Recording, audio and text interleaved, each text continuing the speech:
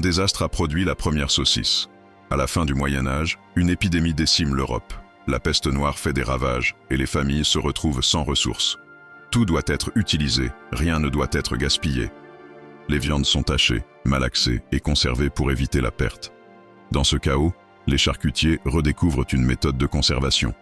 Ils mélangent la viande de porc avec des épices et des herbes, créant une pâte. C'est ainsi que naît la saucisse. Les gens goûtent et l'effet est surprenant. L'odeur attrayante inspire un nouvel engouement pour ces aliments enroulés. Mais ce n'est pas tout. Évoluant avec le temps, les recettes varient d'une région à l'autre. En Allemagne, on leur ajoute du chou. En Italie, des herbes fraîches. Chacune devient emblématique de sa culture. À ce moment clé, la saucisse n'est plus juste un moyen de survie. Elle devient un plat de fête, un symbole de réconfort. La production explose. Les marchés se remplissent de ces délicieuses créations.